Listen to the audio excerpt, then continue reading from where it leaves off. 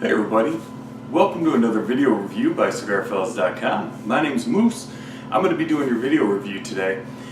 And today, well, not only being the first video review that I've done in a little over a month, just been working on the Moose Cave, but we're actually going to review something that I actually had no idea what I had actually received.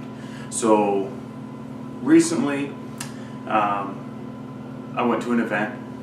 I was handed a cigar by Mr. Ortega, and he told me to enjoy, and that's all it was said.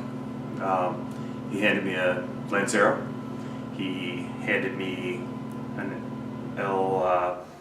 Centurion, and when I went to go look up some facts on it, I realized that he had actually handed me a cigar that was an original release from 2007. So, that being said, that is the cigar I'm going to review. Now, I understand, we do a lot of video reviews that people are like, dude, I'm never going to be able to get a hold of that. But I wanted to at least share the opportunity to let people know that, you know, I mean, obviously you could probably still get one, but I thought it was a pretty special occasion to go ahead and smoke something so, I don't know, hard to find. That unicorn cigar for some people.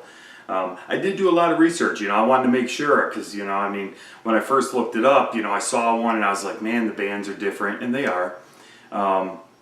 So I kept digging, and come to find out that this was part of a special collection that was released for the end of 2007. It was limited to 1,000 samplers, so I guess technically there was only 2,000 of these released to the general public, because 2 of these came in each sampler.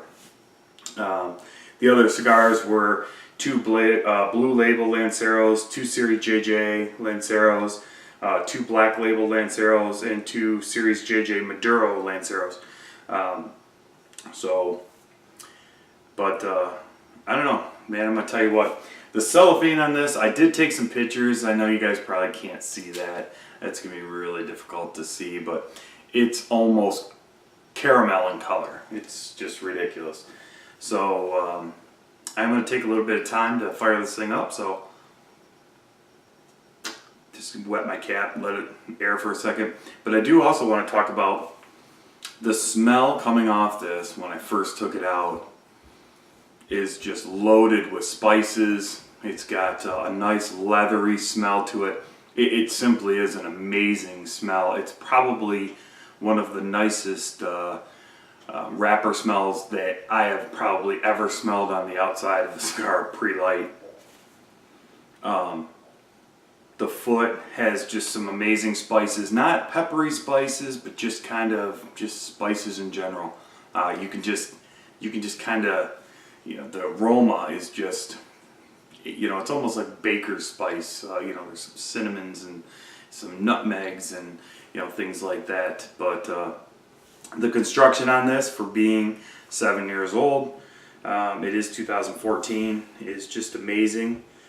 There is a little flaw, there's a little crack, you won't be able to see it, but there is just a little crack that I'm hoping won't cause any major draw issues. But let's get this thing lit, huh? I am going to use my Zycar MTX tool.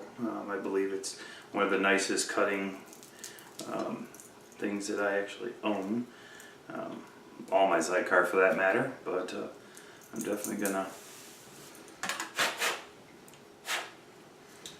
I am going to use my Zycar lighter as well. I'm going to take a little bit of time to really give this some special attention to the toasting of the foot, so this might take a second.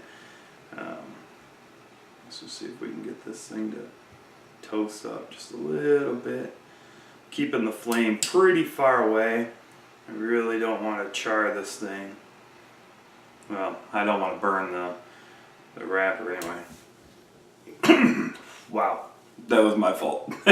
Never breathe in right over that like that. Wow, talk about the epitome of what I think is the aroma of a good cigar. It's just amazing. It's very it's got a little bit of hint of like a bread, like a baker's dough. It's got some nice leathery notes. It's got a little hint of some kind of sweetness. I'm not sure exactly what that is yet, but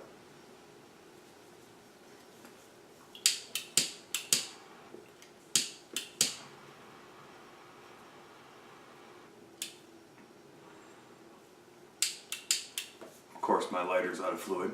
Figures that would happen.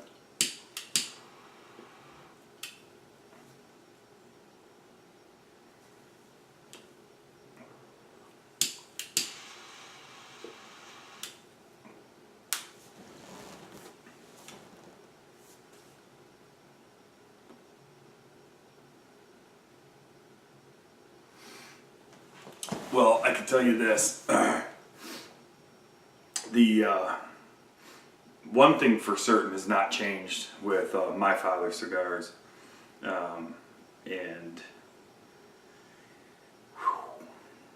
that for sure is that, yeah, well, being, you know, the spices are just wow. I mean, for 7 years old, I would expect a little bit of mildness, or at least a little bit of toneness.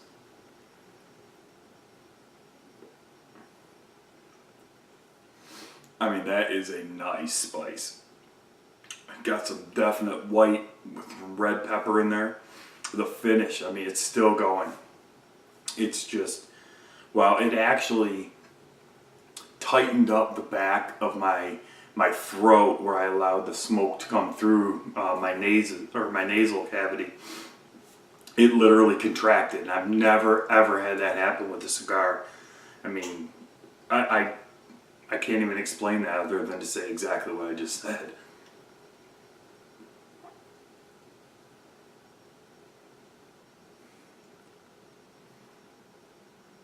That is an amazing cigar. Wow. Well, I'm going to tell you what. I'm going to go ahead and smoke a little bit more of this. I'm going to come back. I'm going to talk a little bit more about it. And the finish, it's just unbelievable.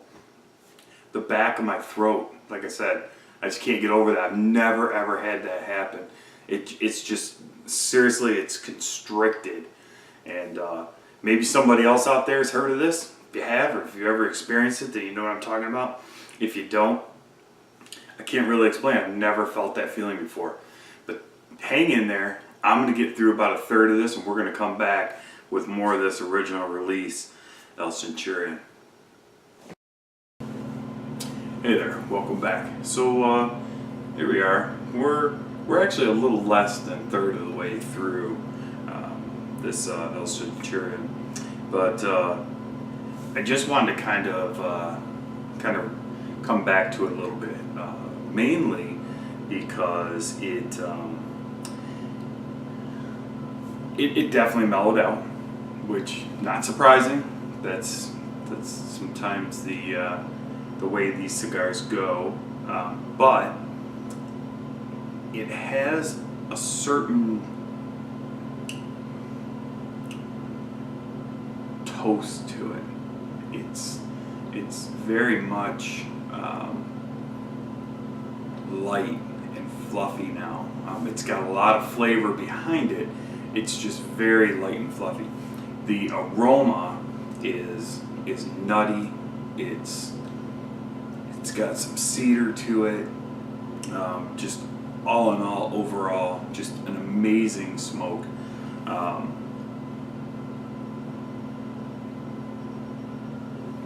The retrohale has become very, very smooth and buttery.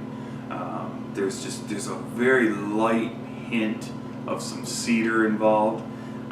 However, it's just the age of it alone has probably caused these flavors to happen, and they're just mesmerizing.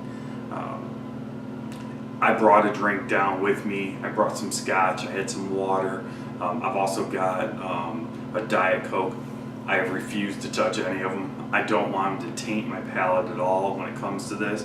I wasn't really expecting that this was an original release. When I originally reached into my humidor, pulled it out, and kind of looked at it, and I just figured, I'll review that. So I'm really glad that during that time I didn't really taint my palate at all. And not to say that that's a bad thing. Please understand that, when I say taint, I don't mean that I'm going to ruin the cigar itself. But the reason I say it in this one is because the toast is so dry that it's just produced this tightness in my mouth that is kind of turning my spit kind of sticky, which is not a bad thing. I'm just trying to be as honest and open as I can be. But the cigar itself has just produced such an amazing overall presence about itself that I'm just blown away. I'm absolutely blown away.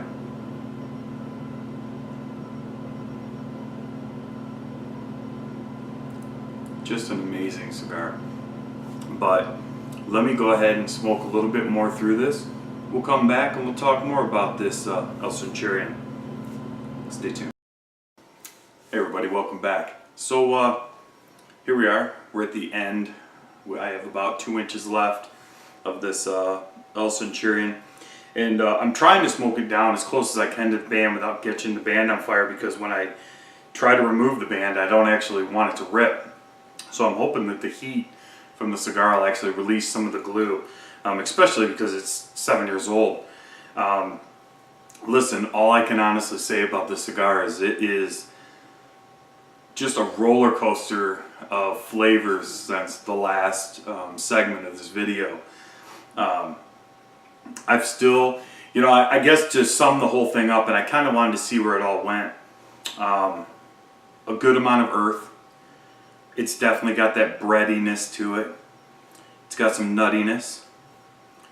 The cedar kind of comes and goes. It just kind of just appears. Every once in a while I'll take a puff and I'll retrohale and I get that little bit of cedar. The overall construction of this thing has just been phenomenal. Like I said, for 7 years old, the cap held on extremely well. I've had no issues whatsoever with that. I'm trying to actually see where this band actually folds over. Oh, there it is. It's just been probably, honestly, one of the greatest Garcia cigars that I've ever smoked. I feel honored that Mr. Ortega actually gave me one, and actually I just slipped the band off, thank God. I'm going to save that one. But just an amazing cigar. If you guys can find one, go out and take a look. See if, I'm sure there's people out there that have them. There's 2,000 of them made. People have them around. There may have been even more that I'm just not aware of, but the research that I did said that it was only part of a Lancero sampler. But, all in all, the burn on it has been extremely good. It's got a very nice light gray ash on the outside, and the inside is very dark. So like looking at the end of the cigar, the insides of it are very dark. Down here towards the end, it did start to tunnel a little bit.